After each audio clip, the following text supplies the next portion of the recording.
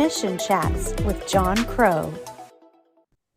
This is part 2 of my conversation with Dirk Smith from EEM. If you haven't heard the first part, please go ahead and listen to that first, as this sort of continues right on from where we were at the end of that one. So I hope you'll enjoy these next couple of stories and a bit more perspective on missions from Dirk and his experience.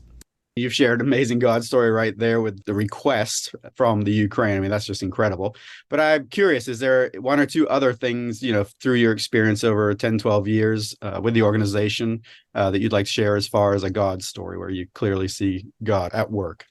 Yeah, one does attach to Ukraine just in how it expanded. So I'll try and tell two very quick stories. So Ukraine, the way it grew, which is very interesting. So Poroshenko, president, people who don't know, he had Yanukovych and he was ousted and he fled to Russia. Poroshenko came in. He was the guy that was a chocolate mogul. He had all the chocolate factories. Well, when he came in to now govern Ukraine, he asked for reports from his different ministers. And so when he got the report from the Minister of Education, he read it and he called the Minister of Education in and said, okay, I need explanation on something. He said, as I'm reading this report, I notice that in this region, and this region, and this region, and this region, test scores are up and discipline problems are down. Okay. Is there a common denominator in this? And the Minister of Education said, yeah, that's where we're teaching the Bible. Well, I don't believe that Poroshenko was a believer, but he was pragmatic. Right. And he said, well, man, if that's what's doing it, we need that all across our country. So I got an email from one of the gentlemen, a professor who was really leading this charge. And he said, my dear friend Dirk, when are you coming to Ukraine? I need you here in Kyiv. Okay. And I said, man, I'm not coming this year. I'm going to be in Romania. And he said, wow, man, that's close enough. He said, get a ticket. I need you for 24 hours in Kyiv. And I thought, what am I going to accomplish in 24 hours? So I asked him that. And he said, well, tells me the story. And then he says, so I need you to go with me to meet with the Minister of Education for the nation of Ukraine, because they have to hear from you if we're going to start rolling this out across our nation, that we have a supplier for Bibles, because the Bibles are necessary. So I said, yeah, I can change my ticket for that. And so I flew in and we met with the Minister of Education, which was just a phenomenal meeting where he spent the first 20, 30 minutes just thanking us for how we were helping to change the face of their nation.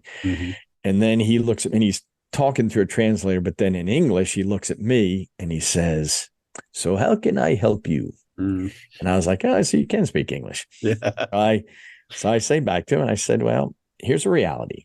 As we begin projects and we get requests, and this is just a fact about EEM, we believe in creating economy. So when we're distributing in Ukraine, we're printing in Ukraine. We put their people to work. We use their printers, do the same thing in surrounding countries, because that's part of it. We're going to love them all the way through it. Yeah. So we told them, said, we present these large projects to your printers and they staff up, obviously, because they've got to staff up for these. And then the regional director, for whatever reason, will get a cold feet, gets nervous or whatever, and they start delaying it. And that's very, very difficult. And it's difficult on your printers. It's difficult on everyone involved. And he sat there and he looked at me and he says, oh, yes. This is old school. This is KGB old school fear. He says, they are afraid that if they work with you, they will lose job. They will lose their career. And he says, but this will happen no more. And he looked at the end of the table at his assistant and he said, put together a letter that states, EEM are our partners and our friends, and their Bibles and books are welcome in every school in the nation of Ukraine. And then he said, stamp it with my seal and get it across my desk for signature, and then circulate it around the country. And then he looks back at me and he says, will this help? And I was like, yeah, that'd be a step in the right direction, my friend. And that really did. I mean, again, it didn't just blow open the door. Obviously, you deal with politics and different things, but man, it really opened the door. But just to see the faithfulness of somebody to step out in that way. So that one was amazing. Yeah. Then one of my other favorite stories, we were working in Greece and we had never done Farsi, Arabic, any of the Middle Eastern languages. Right. And we got a request from a ministry there. We had a request for 10,000 to begin with. And it was November. I'll never forget. It was November of 2015. And my counterpart, our VP of European operations, calls me and says, man, I got this request. Do you think we can do this? And I said, well, can we get the translation? Can we get the quality? Can we get the price point? And he said, yes, yes, and yes. And I said, I'm in. I mean, not typical languages that we would do, but God's moved them into our neighborhood. So absolutely, let's do this. Well, word got out that we were doing that. So that 10,000 Bible request in November, by January, grew to over 100,000 Bible requests. But one of the stories was a gentleman, when I went into Greece the first time, and I met a gentleman by the name of Masood, who was Afghani, and he told me his story. And this is the way our God worked. So Masood was coming over with his wife, Anahita, and his daughter and his son. And his son was a baby, was like months old. Mm-hmm.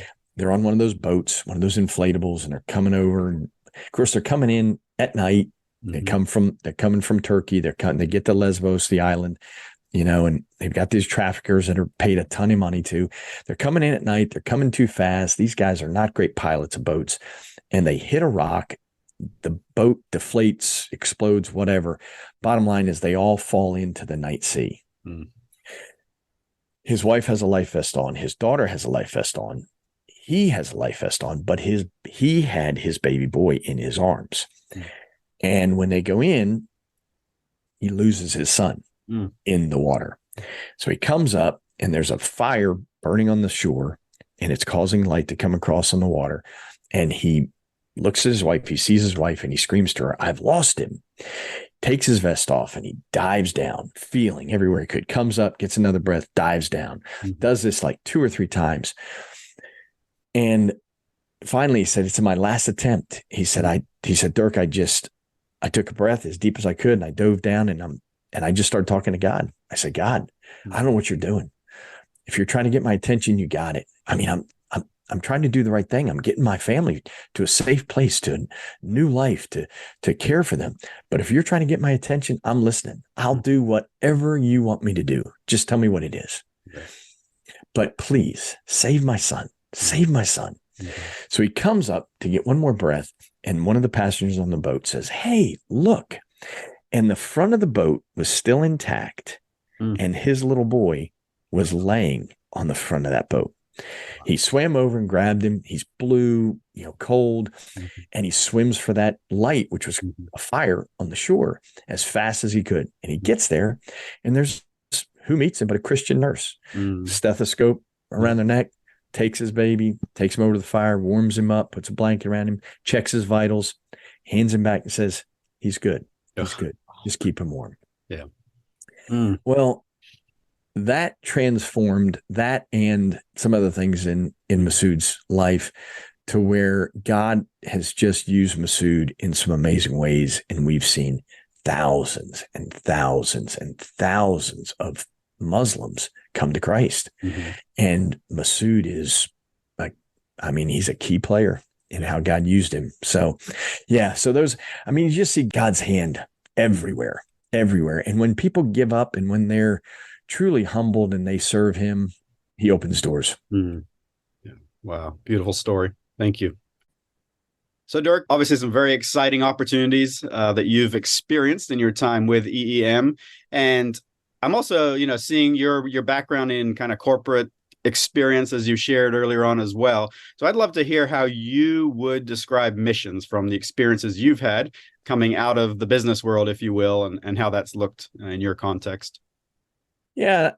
As I kind of said earlier, I think all of us are in mission, whether we, not everybody has to do what I did. That's a personal thing. And I decided, hey, I feel this call from God to use what he's given me to, in operations. Yeah. So everybody, unless we just live as a monk and don't interact with people, we all are in mission. Mm-hmm. And our mission is, Jesus said it before he left. Make disciples, go and make disciples. And so I have a hard time, and I don't mince words. I don't hold back when somebody tells me, man, I love Jesus and I'm an all-in disciple of his, but I just have a hard time talking to people about Jesus. I just can't talk him.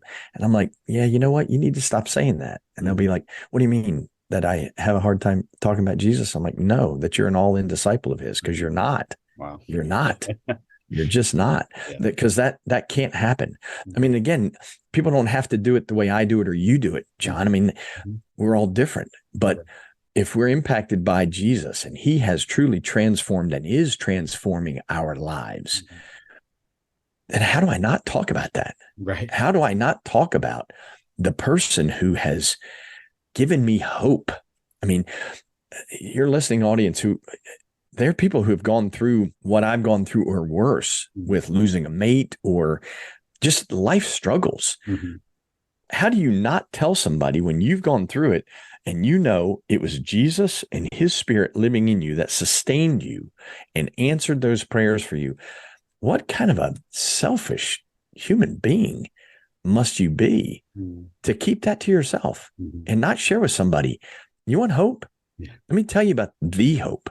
Let me tell you about the way, the truth, and the life. This is it. He's it.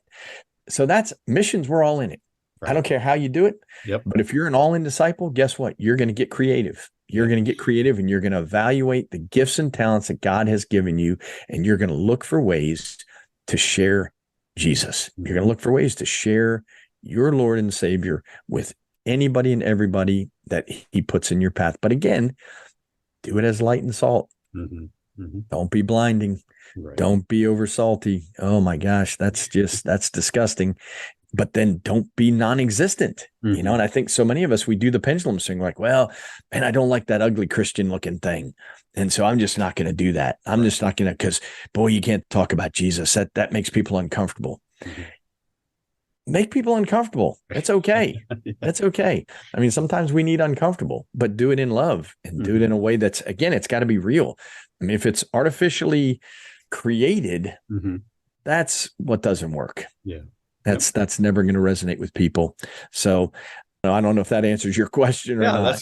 That's awesome. I really appreciate that clear-cut word. Definitely, I think a wonderful challenge for all of us, and hopefully for some of our listeners as well. Now, I guess to kind of wrap this up, Dirk, one thing I thought might be interesting, I normally ask people, what advice they give to others considering mission service. I think it'd be interesting to hear a little bit kind of from your perspective coming out, from a professional kind of role into this role that you have with EEM, but also just that idea of the need for the back office, if you will. So often we think of missions and it's out there, on the front line, let's call it. And yet, much like, an army or even a corporation, it can't happen without the fundraising, the marketing, kind of those somewhat practical pieces of the puzzle. So if you maybe just talk a bit to that for us. Well, I think what has to be, when people want to get in and they want to run a mission effort or a nonprofit, they need to not be afraid to say exactly what it is. This is a nonprofit business. It's a business. So put people in the right seats. And I don't mean this in a bad way. I don't have a theology degree. I don't need to have a theology degree to do what I'm doing. I'm running a business and I need a business degree, which I have an MBA. So put people in that role and make sure that you're self-evaluating, that you're surrounding yourself with good people. Get good business advice, get good legal advice, and recognize that this is God's ministry. So keep overhead low, because whatever your mission or your effort is, maximize it for God, maximize it for Jesus. I mean, we're all called to do this no matter what we do. If I bear the name of Jesus, I strive for excellence, not to pat myself on the back and not to say, oh, look at me, but because I bear his name and I'm going to be excellent because he's called me to excellence. And so my team will say this, I believe in contentment. Contentment is the cinder block walls that God's put me in. But I am the least complacent person on this planet. And if we are not doing it better this year than we did last year, if we are not more efficient. So right now, today, you give me $1, 89 cents goes out the door in our mission work. We are refining that. Like I said, I'm calling you from our Nashville office, which is my house, and everybody offices out of their homes. You keep overhead low. So I would tell people, man, pray through this and look for ways to build in efficiencies. Technology really gives us that availability today. Cut overhead. pray about it. Pray about the opportunity, how you can maximize what God is calling you to do, and to recognize it isn't about you. It's not about you. Yeah, for sure. And yet God chooses to use us, which is the amazing thing. So yeah. And why does he? That's the thing, John. Why does he choose you? Because he loves us and he knows we're going to be blessed. I tell my team all the time, I liken it to the story of Jesus feeding the 5,000. Why did he choose to do that in that way? He had already brought manna from heaven. He could have done it again. He had all these people and they said, they came to him, man, Jesus, these people are hungry. And he sent them home. He's like, sit still. I'm going to bring manna from heaven and quail are going to come too. I'm going to bring quail and manna. But no, what does he say? He looks at them and they knew, because they were in Capernaum. So they knew some of these people. These were friends of theirs in this crowd of 5,000 men, which, we knew it was a much bigger crowd. But he says, you always see the playfulness here, but the teaching of Jesus. Jesus is the master storyteller, just so incredible. And he says, well, go see what we have. Can't you just see him, John, going, what? See what we have. And of course they respond, Lord, come on. Yeah. It would take a year's wages to feed all these people. We're not going to find that here. Where are we going to find that? And then they come back kind of playfully and say, all right, here you go, big guy. We got 5 loaves and 2 fish. What are you going to do with that? Yeah. And then he calls their hand and says, all right, have people sit down in groups of 25, 50, get them in small groups, that we can manage this. And, here's where their faith came in. They had to fear embarrassment. They had to fear, oh my word, we're going to start handing out 5 loaves and 2 fish. They're going to be gone. And these people are going to look at us like, really? Yeah. That's what you thought you were going to do? That's it? How are we going to eat?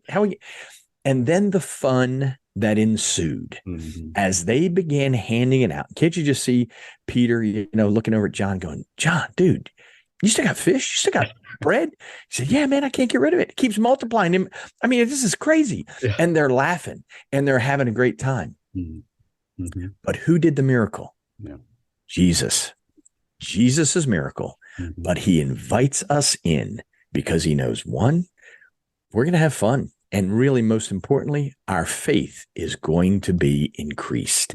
And we're going to walk away from that experience, whatever it is, and say, man, we serve a God who not only can do, is doing more than we could ever ask or imagine. He is amazing. Amen. Wow. Thank you. That's a wonderful way to put it all. And I appreciate that so much. And Dirk, I really express my appreciation to you for making the time for this call. And it's been a wonderful conversation. I'm excited to share it with our listeners. So just thank you so much. And hey, thank you for the invite. Enjoyed it, John. God bless all that you're doing there and the work of EEM. Just excited, like I said, kind of learn about it myself. So, well, if I could throw this in, sure. If people want to learn more, then go to our website. Yeah. It's eem.org, just eem.org. We also have a podcast, so your listeners, they can go and we're sharing. We do a lot of interviews with people over there. It's 5511. After Isaiah 55:11. So it's on Spotify, Apple, just wherever people listen to podcasts. But we would love to have them listen along on our podcast as well, and appreciate the opportunity to be with you. Yeah, for sure. And I'll have all those links in the show notes for these episodes. And I hope it will be something you can connect with and hear more of these amazing stories of what God's doing through EEM's ministry. Well, God bless you, Dirk. And thank you, John. Thank you again. You too. All right. You too. As always, thank you for your interest in Mission Chats, and I hope this has been a great encouragement as you've listened to Dirk share the things that he's experienced and the perspective he has. So with that, until next time, thanks so much. Find us online at missionchats.com